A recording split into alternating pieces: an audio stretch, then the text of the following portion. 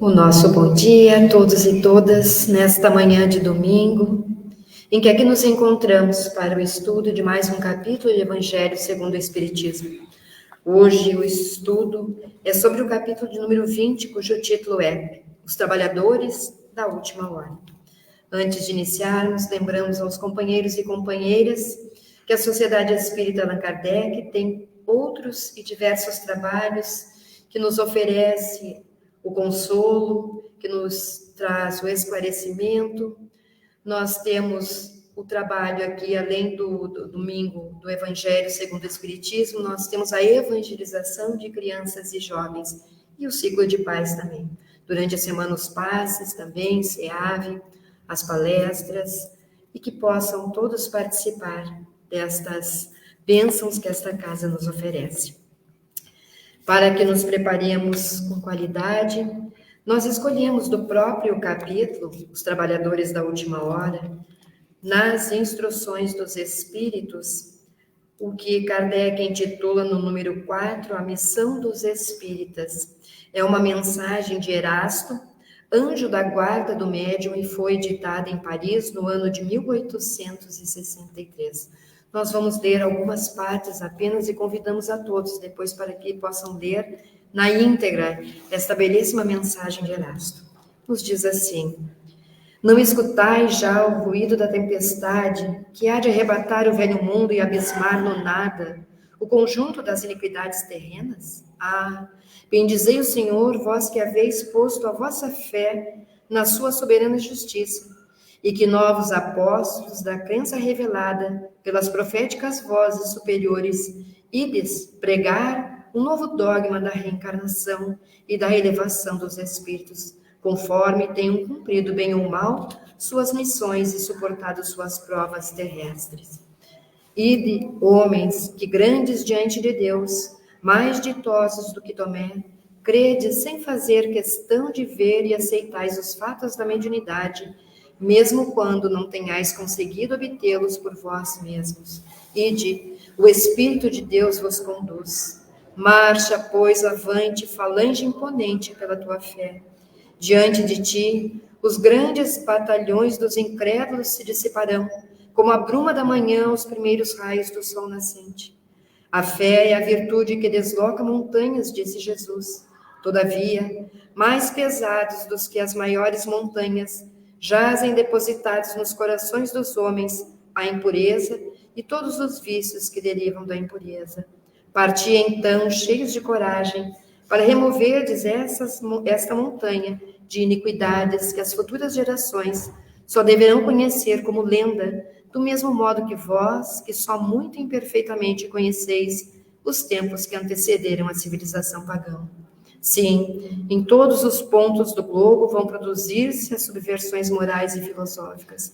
Aproxima-se a hora em que a luz divina se espargirá sobre os demais mundos.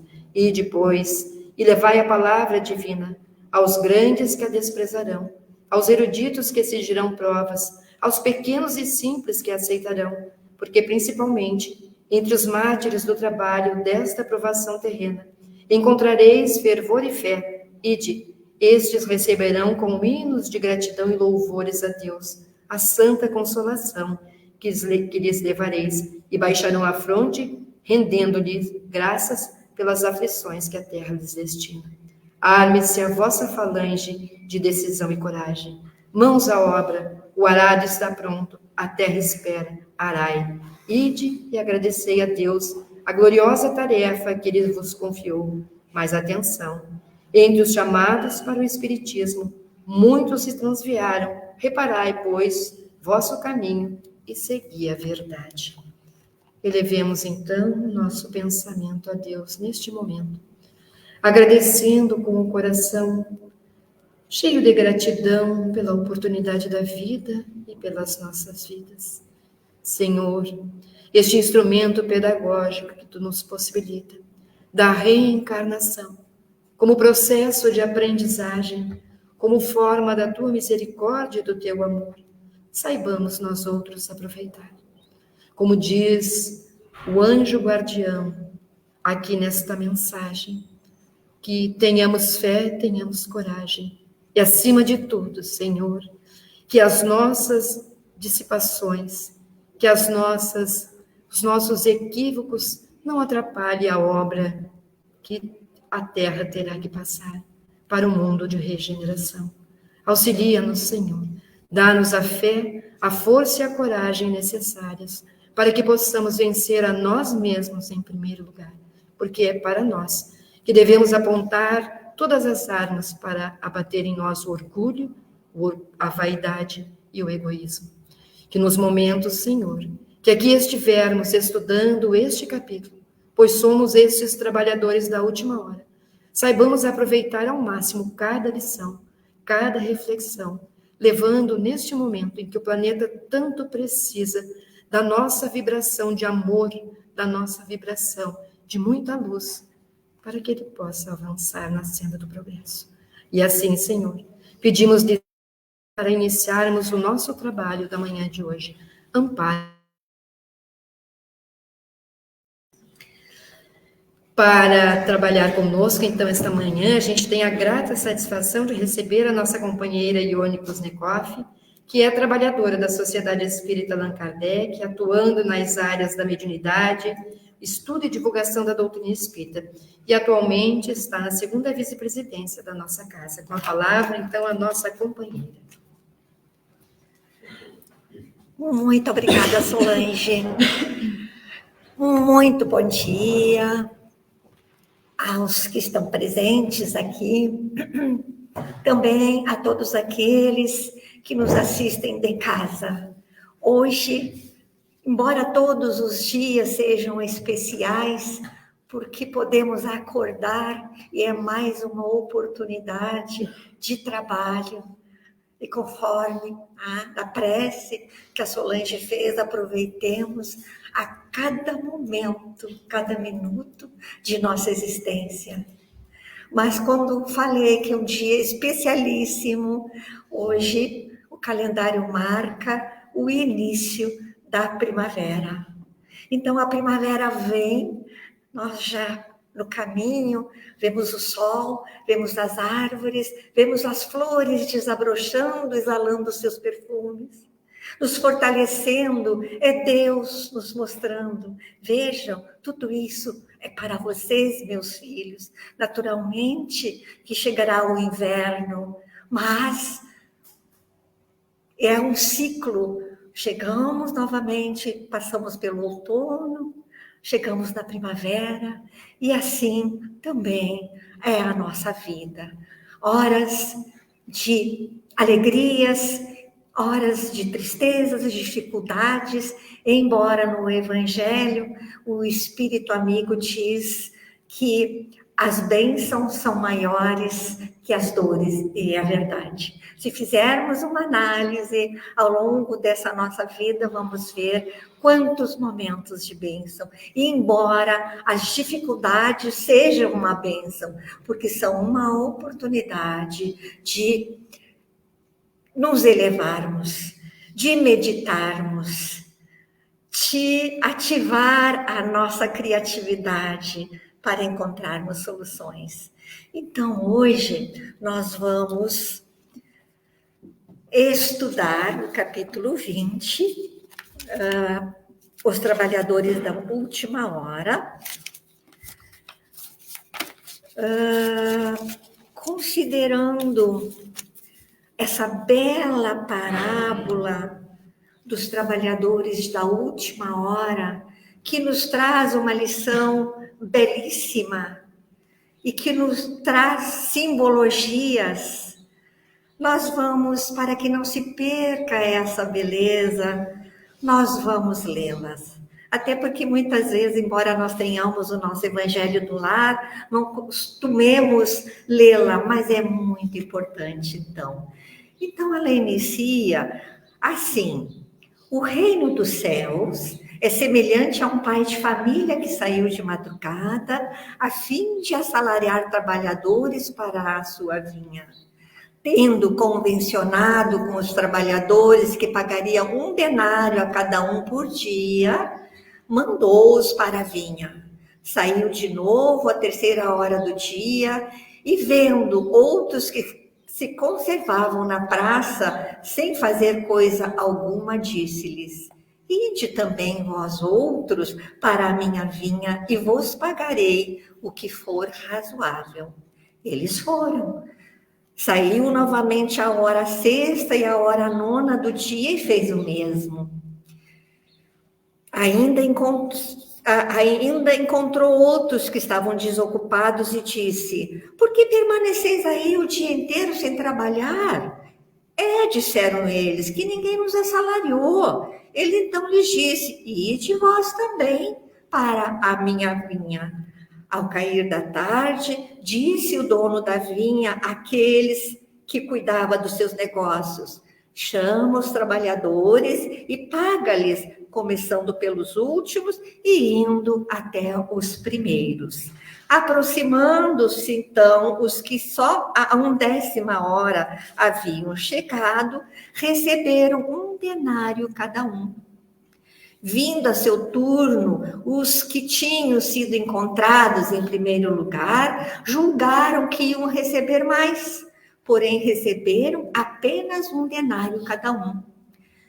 Recebendo-o, queixaram-se ao pai de família, dizendo: estes últimos trabalharam apenas 1 hora e lhes dá tanto quanto a nós, que suportamos o peso do dia e do calor? Mas, respondendo, disse o dono da vinha a um deles: meu amigo, não te causo dano algum. Não convencionaste comigo de receber 1 denário pelo dia? Toma o que te pertence e vai-te. Apraz-me a mim dar a este último tanto quanto a ti. Não me é então lícito fazer o que quero? Tens mau olho, porque sou bom? Assim, os últimos serão os primeiros e os primeiros serão os últimos, porque muitos são os chamados e poucos os escolhidos. Palavras de Jesus anotadas por Mateus no capítulo 20, versículo 1 a 16.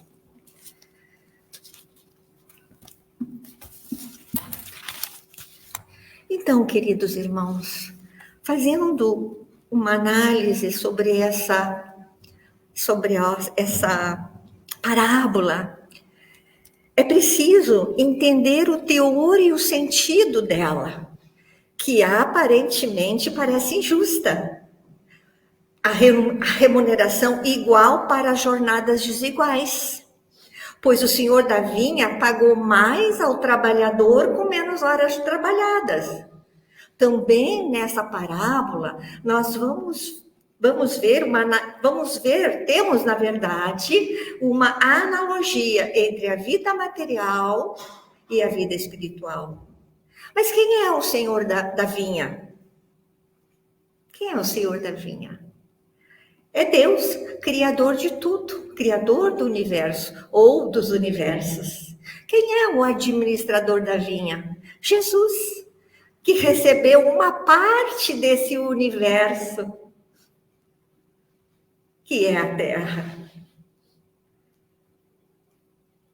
Oportuno dizer que, segundo estatísticas segundo o cálculo, na verdade, de cientistas, a Terra tem 4,5 bilhões de anos de idade. E quem são os trabalhadores? Somos nós, espíritos imortais, nós, seres humanos. Qual é a proposta de trabalho de Jesus? É o progresso moral e intelectual da humanidade.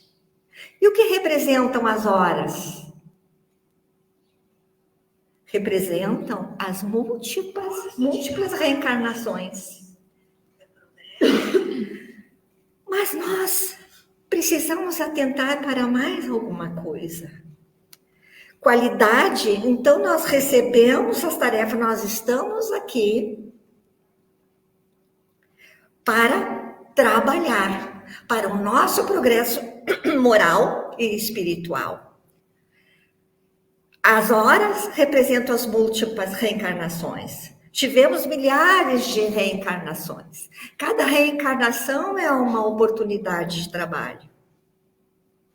importante também que esse trabalho precisa ter qualidade, porque muitas vezes nós achamos que quantidade que é o importante. Não é a quantidade, mas a qualidade daquilo que nós fazemos. E o que garante esse salário? Esse salário? O trabalho realizado. Então, ao longo dessas existências, nós estamos trabalhando na vinha do Senhor, garantindo o salário.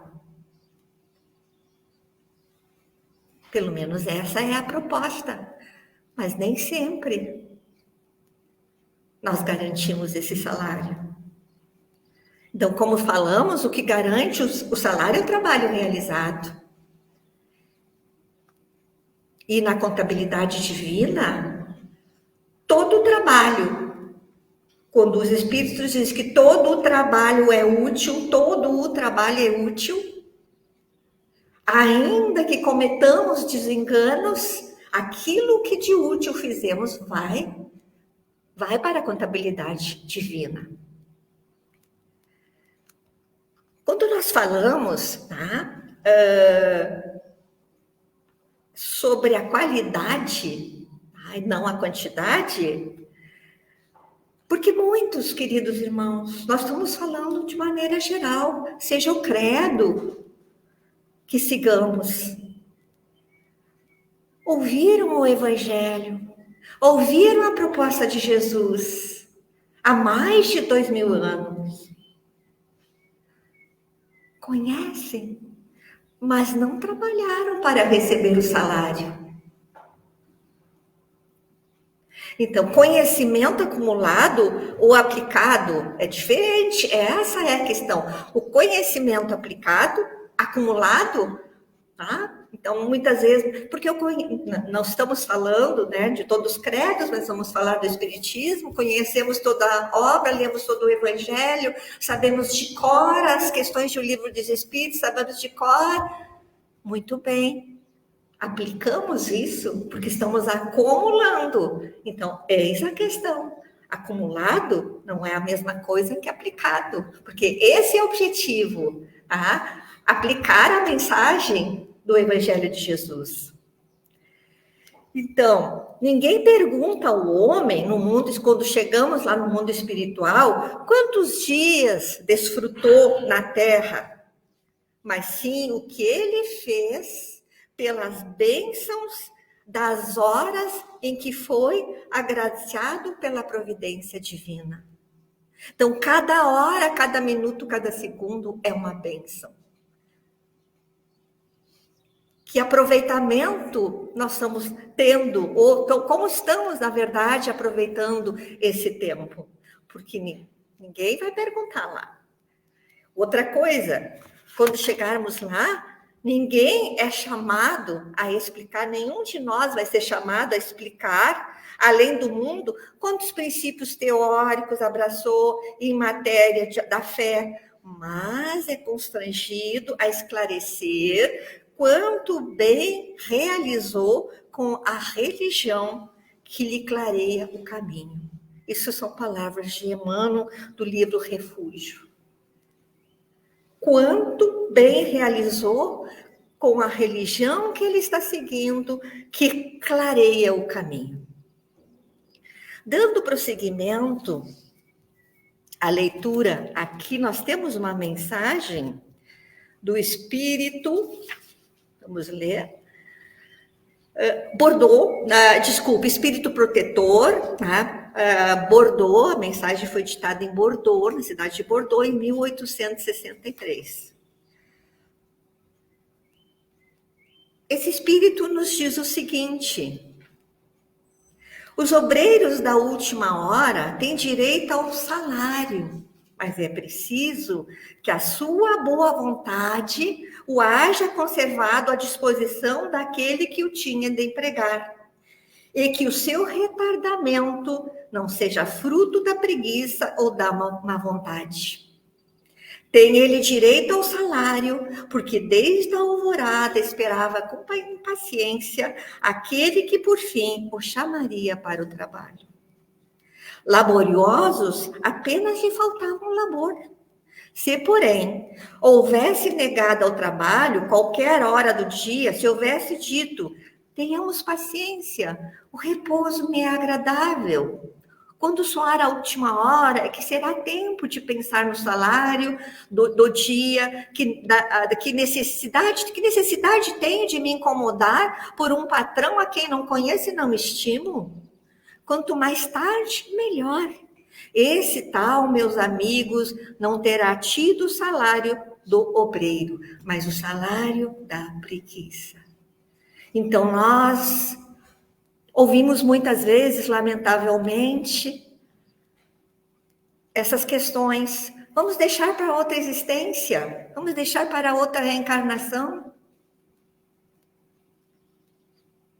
E será que na próxima reencarnação nós teremos a oportunidade bendita? Sempre teremos oportunidade, porque Deus não nega nunca. Mas será que nós teremos a oportunidade, vamos fazer uma comparação, teremos a oportunidade bendita de nascer num país, por exemplo, como o Brasil?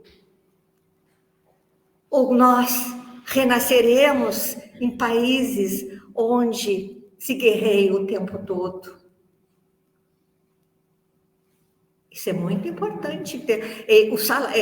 Então, isso que ele nos diz é o salário do preguiçoso. Teremos a bendita oportunidade de estarmos reunidos com a família que estamos hoje?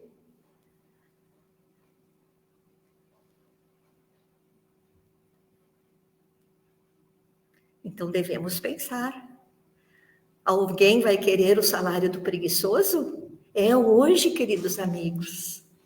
Adiante, ele diz assim, que dizer então daquele que, em vez de apenas se conservar inativo, haja empregado as horas destinadas ao labor do dia em praticar atos culposos, que haja blasfemado de Deus, derramado o sangue de seus irmãos, lançado a perturbação nas famílias, arruinado os que nele confiaram, abusado da inocência, que, enfim, haja cevado em todas as ignomínias da humanidade? Que será desse?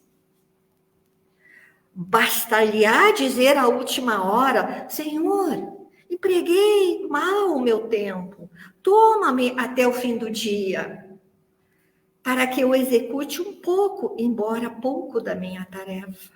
Dá-me o salário do trabalho, do trabalhador da boa vontade? Não, o Senhor lhe dirá.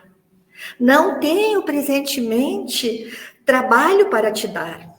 Malbarataste o teu tempo, esqueceste o que havias aprendido. Já não sabes trabalhar na minha vinha. Recomeça, portanto, a aprender. E quando te achares mais bem disposto, vem ter comigo. E eu te franquearei o meu vasto campo, onde poderás trabalhar a qualquer hora do dia. Então, é aquilo que nós já falamos. Teremos as mesmas oportunidades de hoje? Vamos ter que recomeçar? E que em condições essas nós vamos recomeçar? Estamos a caminho, estamos em transição para o planeta de regeneração. Os espíritos benfeitores vêm nos anunciando, como nas obras de Manuel Filomeno e outras, de que estão sendo concedidas muitas oportunidades para os espíritos reencarnarem. Mas aqueles que não aproveitarem essa oportunidade, na última hora, eles não renascerão mais neste planeta.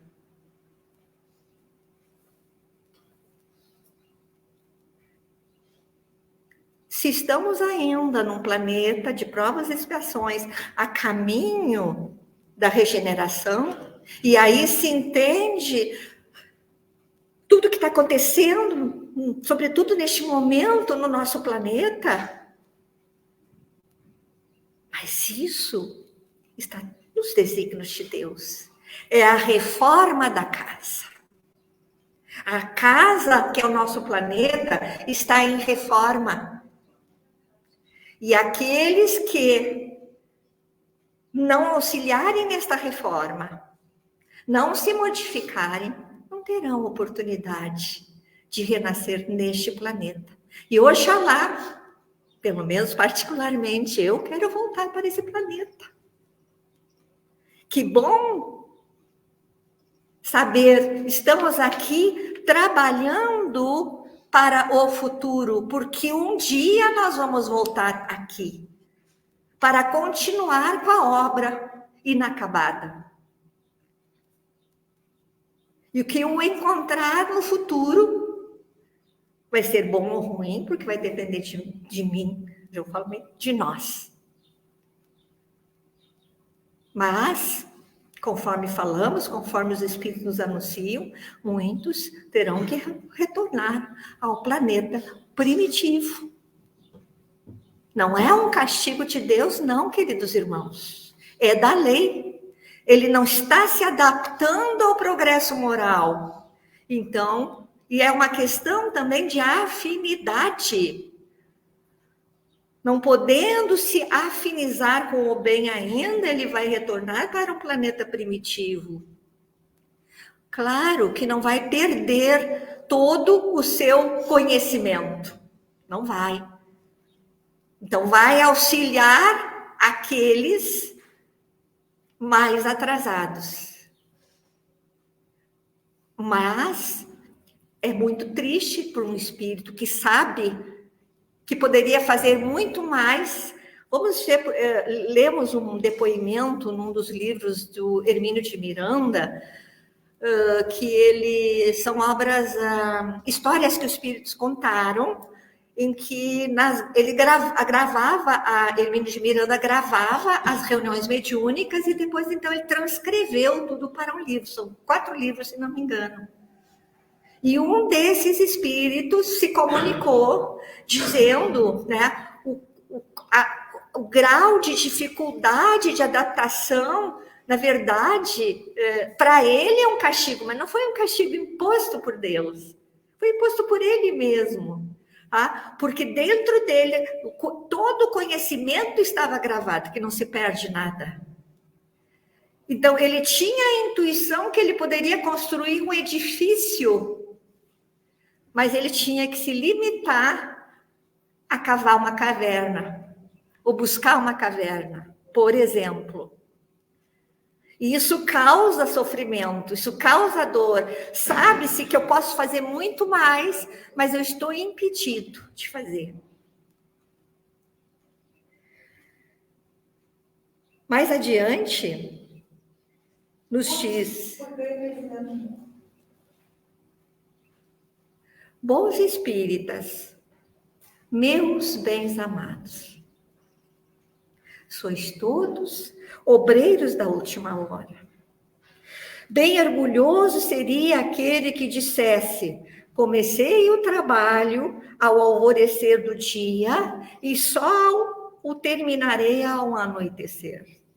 Todos viestes quando fostes chamados, um pouco mais cedo, um pouco mais tarde, para a encarnação, cujos grilhões arrastais,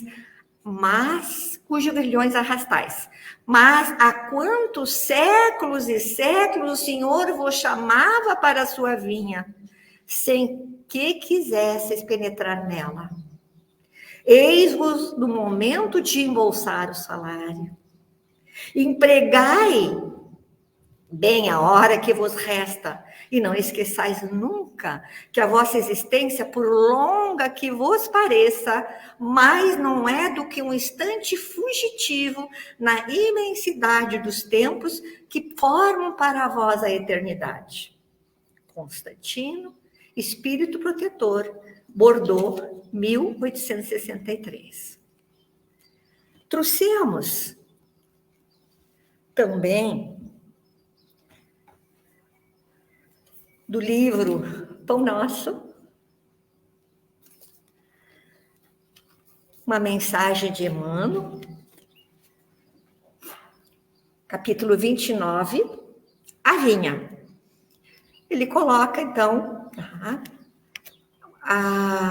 um trecho das palavras de Mateus, das anotações de Mateus, e disse-lhes: ide vós também a vinha, e dar-vos-ei o que for justo. E eles foram. Então ele diz assim: ninguém poderá pensar numa terra cheia de beleza e possibilidades, mas vogando ao léu na imensidade universal.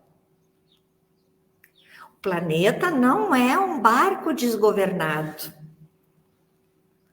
Isso é muito importante que tenhamos em mente. O nosso planeta não é um barco desgovernado. Jesus é o governador.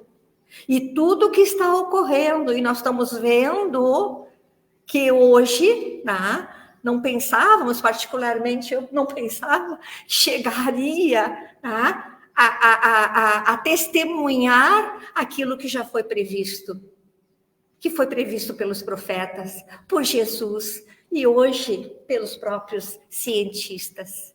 Então nós vamos perceber que as catástrofes, as enchentes, vamos falar aqui em termos de Brasil, as catástrofes, as enchentes, começaram há muito tempo localizadas no estado do Rio de Janeiro, no norte, no nordeste, secas, toda sorte de infortúnios. Então tivemos as enchentes no Rio Grande do Sul, que afetou praticamente todo o Rio Grande do Sul, localizadas. Claro que o que afetou aqui afeta também todo o Brasil. Transporte, alimentação, mas vimos um gesto maravilhoso, que é a solidariedade.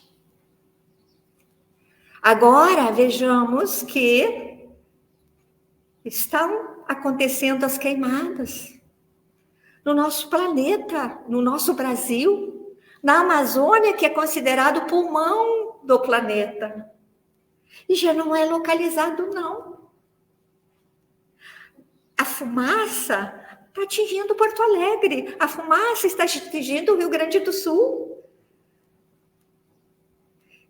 Ao mesmo tempo, estamos vendo Portugal em chamas, Polônia dentro da água, aquelas guerras que nós muitas vezes não conseguimos acreditar, nos parece surreal que diante dos nossos olhos haja tanta destruição. E quem não conhece o Espiritismo há de dizer que é uma desordem mas aparente, porque tudo está nos desígnios de Deus. Todos esses acontecimentos foram programados, claro que de forma que, conforme o nosso, digamos, os cientistas vêm nos alertando há muito tempo que poderia isso acontecer. Por negligência, por interesses, enfim, por uma série de coisas. Aí entra o egoísmo. E está acontecendo. Mas está nos desígnios de Deus. E este planeta não está desgovernado. Tenhamos a certeza disso. Prosseguindo, Emmanuel nos diz: as coletividades humanas costumam cair em desordem, mas as leis que presidem aos destinos da casa terrestre se expressam com absoluta harmonia. Olha que importante, as leis se expressam com absoluta harmonia. Porque cada desvio, cada excesso, os interesses, a lei vai responder. Nós vamos ter que responder perante a lei. E a natureza vai reagir. Então, vejam que estão nas leis que preside os destinos da casa terrestre e se expressam com absoluta harmonia, embora aparentemente pareça ser uma desordem. Essa verificação nos ajuda a compreender que a terra é a vinha de Jesus. Aí vemo-lo trabalhando desde a aurora dos séculos. E aí assistimos à transformação das criaturas que de experiência em experiência se lhe integram no divino amor. A formosa parábola dos servidores envolve conceitos profundos. Em essência, designa o local dos serviços humanos e refere-se ao volume de obrigações que os aprendizes receberam do Mestre Divino. Somos nós esses aprendizes. Por enquanto, os homens guardam a ilusão de que o orbe pode ser tablado de hegemonias raciais ou políticas, mas percebendo em tempo o clamoroso engano. Porque todos os filhos da razão, corporificados na crosta da terra, trazem consigo a tarefa de contribuir para que se efetue um padrão de vida mais elevado no recanto em que agem transitoriamente. Onde quer que estejas, recorda que te encontras na vinha do Cristo. Então,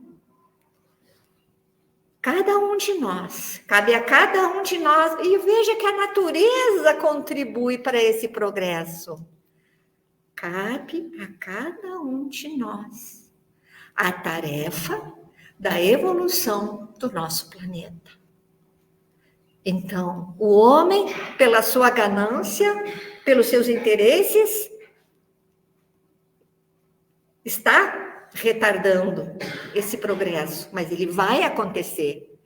Mas, enquanto isso, as consequências estão ocorrendo. E cabe a cada um de nós, queridos irmãos, essa tarefa. Uma tarefa sublime, porque fomos criados simples e ignorantes. Jesus recebeu uma parte desse universo que é o planeta Terra. Ele presidiu a criação do planeta Terra. Milhões e milhões de anos de existência tem esse planeta Terra. E ele é maravilhoso. E cabe a nós, os seus moradores, a tarefa de cuidar. Nesse aspecto, sempre lembramos, porque quando se discute, no bom sentido, com algumas pessoas, sobretudo lá no nosso lar, a pessoa não tem um entendimento espírita, ela encontra soluções para resolver tudo o que está acontecendo. Porque precisa fazer isso, porque tem que criar essa lei, porque tem que inibir isso, assim. Faça o claro que precisam haver leis. Claro, mas, enquanto, então, sempre, né, na visão espírita, onde começa a educação moral? No nosso lar. Então, nós lançamos esses filhos na sociedade, esses filhos vão ocupar os mais variados cargos, mais importante, menos importante, mas é uma cadeia e todos são importantes. Todos eles tiveram origem e têm dentro do lar. Então, não é somente, ela é necessária sim a educação que instrui, mas é a educação moral. E cabe aos pais isso, e também aos educadores.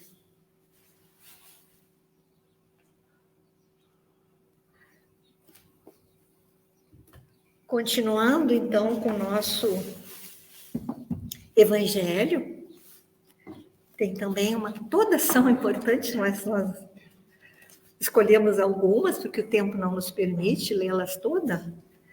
Temos, então, uma mensagem do espírito Henri Heine, que ditou em Paris no ano de 1863. Vamos ouvir. Jesus gostava da simplicidade dos símbolos. E na sua linguagem máscula, os obreiros que chegaram na primeira hora são os profetas.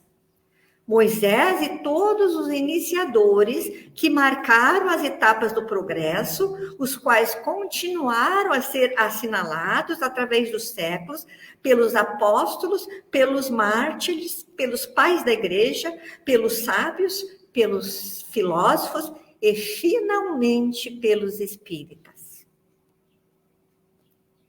Estes que por último vieram foram anunciados e preditos desde a hora do advento de Messias e receberão a mesma recompensa. Que digo, recompensa maior. Últimos chegados, eles aproveitam dos labores intelectuais dos seus predecessores, porque o homem tem que herdar do homem e porque coletivos são os trabalhos humanos. Deus abençoa a solidariedade. Aliás, muito dentre aqueles revivem hoje ou reviverão amanhã para terminarem a obra que começaram outrora.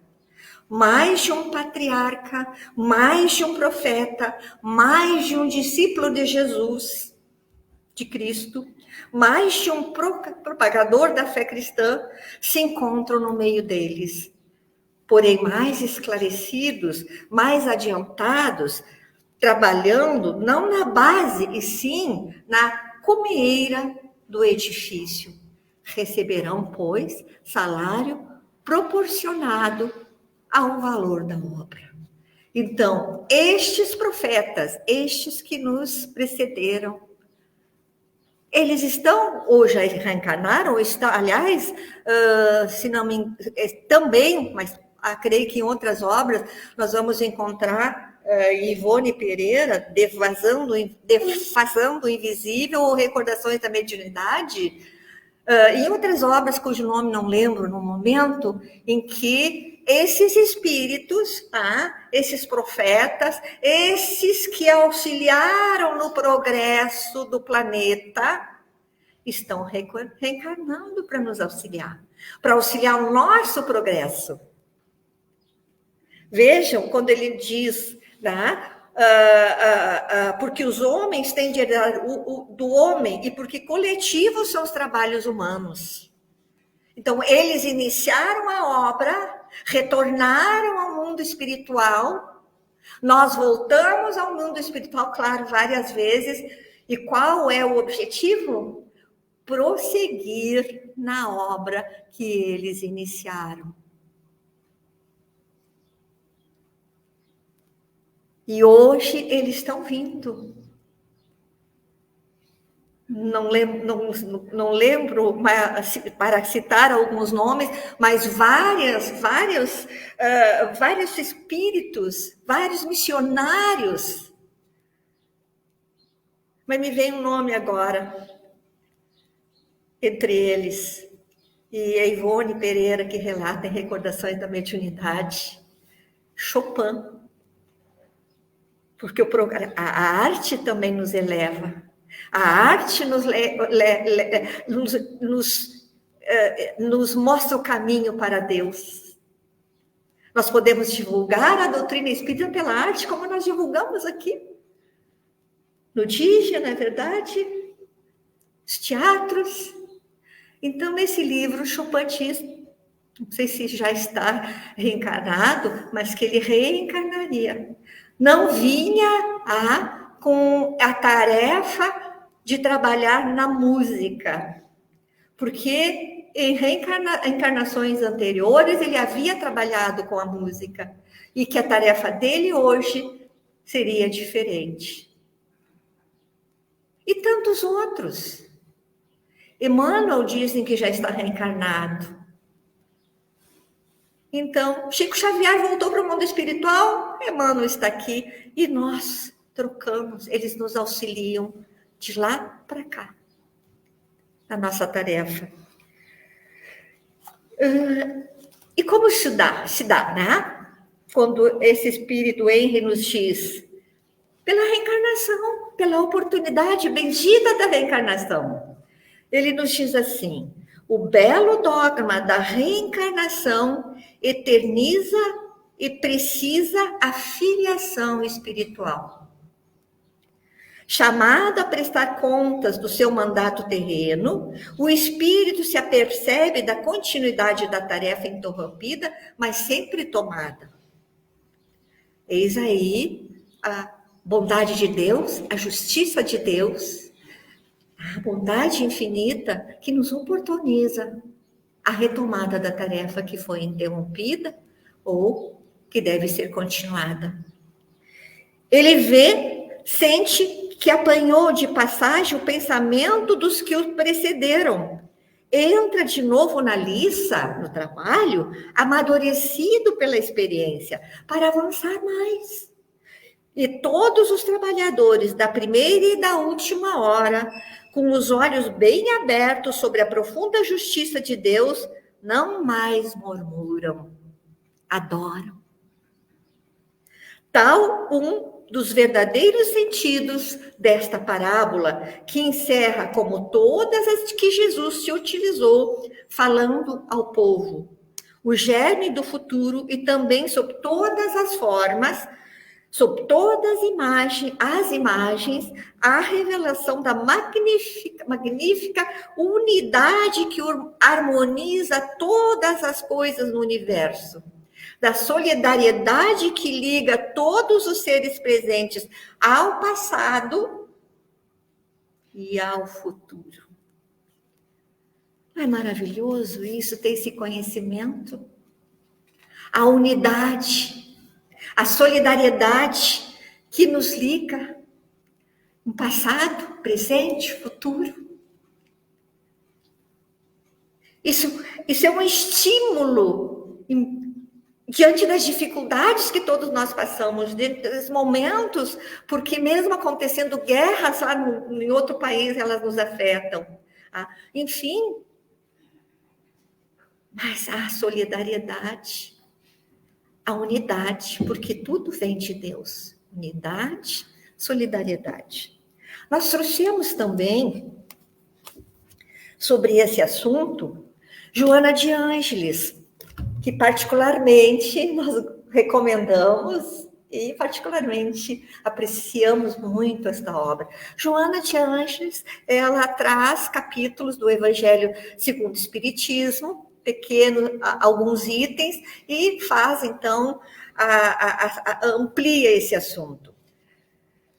Lembram aqui, né, quando o Espírito Heine nos falou, e que por último vieram os profetas, os apóstolos, enfim, todos aqueles espíritos que nos antecederam para o progresso. E, por fim, os espíritas. Ou seja, o espiritismo, a revelação, né, a terceira revelação, o Consolador prometido por Jesus. Então, como é longo, nós vamos ler alguns trechinhos. E vamos iniciar... antes, inclusive, ela fala também da mesma forma sobre os profetas, que foram os primeiros que trouxeram a notícia da vida espiritual. Então, eles cumpriram com a sua missão. Foi fácil para ele? Ela coloca que não. Eles suportaram a invernia dos sentimentos, a canícula das paixões desequilibradas, enfrentar o solo áspero dos corações e não desistiram, mesmo quando as dificuldades se lhes apresentavam quase impossíveis de ser realizadas. Então, são modelos para nós, queridos irmãos. Não desistiram. E aí ela diz, logo depois vieram os intelectuais, os herdeiros, os mártires, os pais da igreja, os missionários do bem, os lutadores da solidariedade humana, que haviam aurido os ensinamentos recebidos, os exemplos e os estímulos para continuarem trabalhando a terra ingrata dos sentimentos terrestres, nessa luta incessante contra a sombra coletiva, poderosa, mesmo que a contributo da própria vida, conforme ocorrera com o Mestre. Deram suas vidas. Por fim, veio a revelação espírita, que faz desaguar no oceano do mundo espiritual todas as propostas da imortalidade, que é desvelada pela mediunidade da justiça divina atestada pela reencarnação e confirmada pelos fatos e pela experiência da fé raciocinada e lógica. Então, a codificação espírita, o Livro dos Espíritos, primeira obra, foi fruto de ditados dos espíritos. Nós sabemos que Allan Kardec recebeu os famosos 19 cadernos, onde ali havia perguntas e respostas dos mais variados assuntos, da ciência, da filosofia, tá? Mas nada em ordem. Então, ele recebeu, foi-lhe pedido que ele colocasse em ordem esses cadernos. A princípio, inclusive, ele recusou, mas graças a Deus que ele aceitou. Então, ele colocou os assuntos em ordem, mas não se limitou àquelas respostas contidas ali. Ele buscou em todos, nos 4 cantos do mundo, fazendo as mesmas perguntas para médiuns diferentes, respostas dadas por espíritos diferentes. Embora a resposta tenha sido dada de forma não igual, digamos assim, mas o conteúdo era o mesmo. Então, isso que Kardec coloca lá no Evangelho segundo o Espiritismo, a universalidade do ensino. E esses médiuns, muita renúncia, muito trabalho. Mais tarde, houveram, infelizmente, como muitos se aproveitavam dessa situação da mediunidade, começou-se a duvidar, isso é normal no mundo de provas e expiações, quando a pessoa traz um trabalho, eu não acredito, então mas William Crookes, cientista, um deles, foi convidado pela rainha da Inglaterra a provar que o que estava escrito, o que os espíritos estavam dizendo, era, como é que a gente chama? Me fugiu a palavra agora. Eram falsos. Que aquilo tudo foi manipulado. E ele aceitou. William Crookes, cientista reconhecido. E ele aceitou o trabalho. Vai lá, pesquisa para provar que isso não existe, que isso é uma mentira. E nós vamos encontrar, pode me ajudar o nome do livrinho dele, o livrinho era verde, a capinha verde, onde ele vai... Fatos Espíritas. Oi? Fatos Espíritas. É muito interessante. Em Fatos Espíritas nós vamos ver todo o trabalho que ele fez para provar que aquilo não era verdade. Só que ele provou o contrário. Então, ele montou, na verdade, um laboratório onde médiuns eram colocados no local, em outras situações até amarrados, para ter certeza de que era o médium, que aquilo era real. Então, esses médiuns, queridos irmãos, passaram por muitas torturas. Situações em que eram amarradas as mãos, os pés, porque tinha que provar que ele não estava ali, não me vem a palavra, mas enfim, que não era uma manipulação. Não era fraude, né? Mistificação nem fraude. Mistificação ou fraude. É que acontecia também, não há a menor dúvida que acontecia dos oportunistas. Ele faz essa pesquisa, aí no caso é a materialização do espírito Kate, né? Kate, a médium, lembra? Mas a médium, não lembro o nome também. E ela se materializava, e nós sabemos que quando ocorre a materialização de um espírito, todos que estão presentes podem vê-lo. É diferente de aparição. Aparição, alguns podem ver. Na materialização, todos podem assistir. Kate dançava com o Williams, podiam tocar em Kate. Florence Cook. Oi? Florence Cook. Florence Cook, obrigada. A médium era Florence Cook. E a Florence Cook ficava numa cabine fechada. Então, essa pesquisa foi feita em laboratório, gente. E qual foi o resultado? Ele finaliza o livro dizendo: isso não é possível, isso é real. Provou que aquelas manifestações mediúnicas eram reais. Então, pensem a coragem desse cientista, ele ficou diante da comunidade científica, ele ficou desacreditado. Mas foi muito corajoso.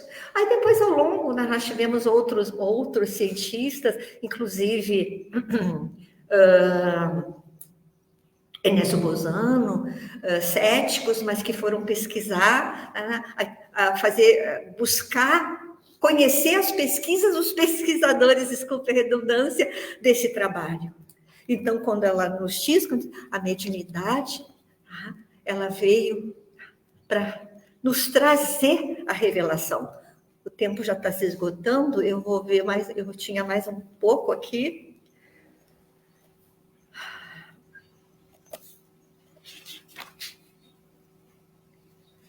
Então, eu vou ler mais para o finalzinho aqui. Tinha mais trecho, mas para finalizar.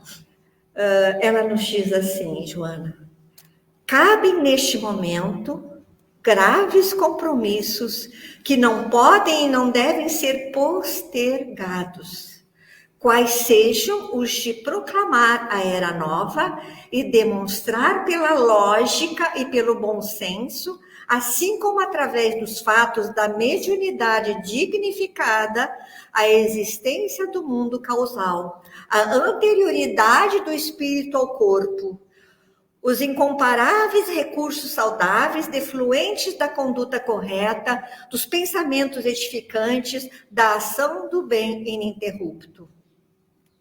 Comprometido com os imortais, que têm a tarefa de apresentar essas horas o trabalhador convidado pela consciência lúcida do dever estimulado a superar o ego e investir as suas melhores energias na vivência e divulgação da mensagem evangélica.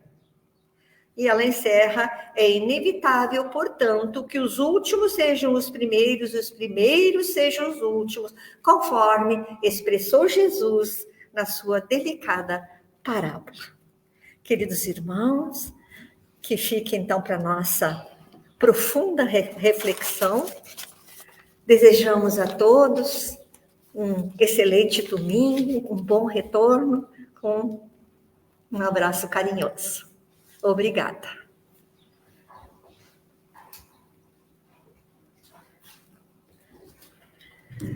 O nosso agradecimento, então, a Ione pela oportunidade das reflexões e que realmente possa ser levado para durante a semana e para que nós possamos pensar nas palavras do Mestre Jesus e no Evangelho segundo o Espiritismo. Façamos a nossa prece de encerramento, agradecendo mais uma vez a Deus, nosso Pai, a grande oportunidade da vida e das nossas vidas. A oportunidade deste momento, deste estudo, desta comunhão salutar com o mundo maior, aonde recebemos, Senhor, o tratamento necessário que aqui viemos buscar. O pão do corpo, o pão da alma, o pão da vida. Obrigada, Senhor, por esta manhã, e que façamos as reflexões necessárias e passemos não somente a leitura, mas, acima de tudo, a prática deste Evangelho de Jesus, este farol de bem viver, e que possamos, nós outros, neste momento, encerrar esta manhã, pedindo a Deus, então, mais uma vez, as bênçãos do mais alto, e que possamos nos encontrar aqui no próximo domingo. Que assim seja. Um bom domingo, uma boa semana e até o próximo.